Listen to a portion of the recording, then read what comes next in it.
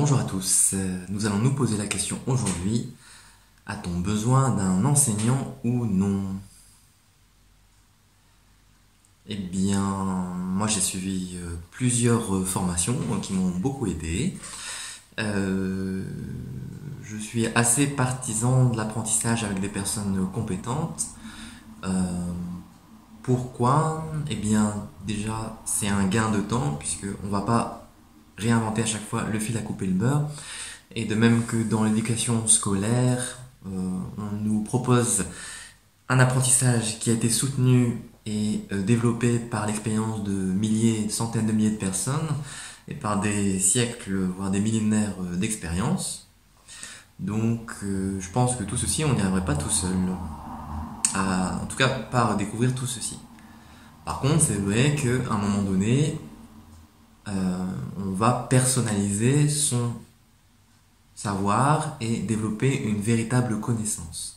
Par contre, sans base, parfois c'est un petit peu difficile, sauf si vous avez entre guillemets la chance d'avoir des capacités déjà très développées de naissance.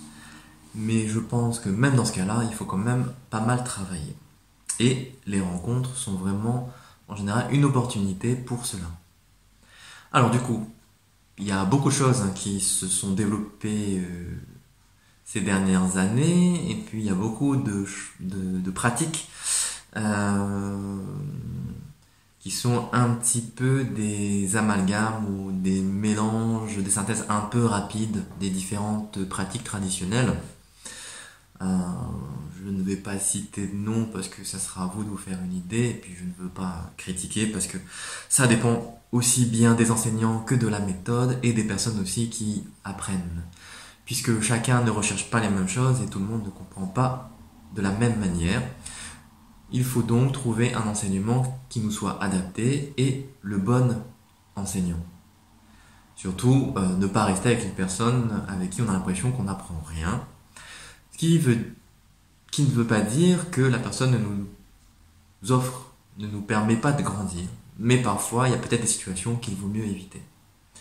Alors du coup, dans les formes d'enseignement, eh bien, il y a l'apprentissage classique, hein, où on va prendre des livres, on va nous coller du savoir, et puis on va devoir tout apprendre par cœur et essayer de comprendre tant bien que mal.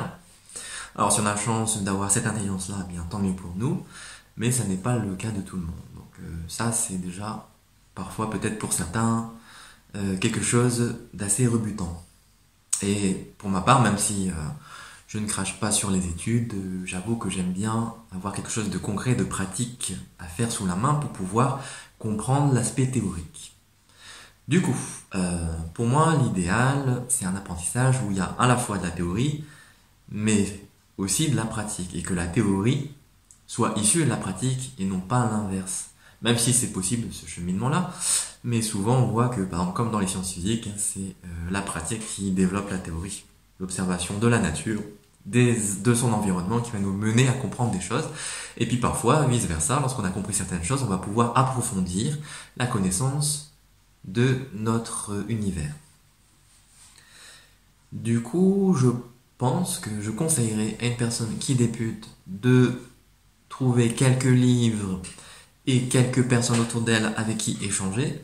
Si elle a un petit peu d'argent, bah, peut-être faire une ou deux formations pour se donner une idée de ce qu'est la pratique avec une personne pour qui elle a un feeling. En général, ça se fait comme ça. En général, les personnes que j'ai rencontrées, c'est des personnes qui sont placées sur ma route de manière opportune.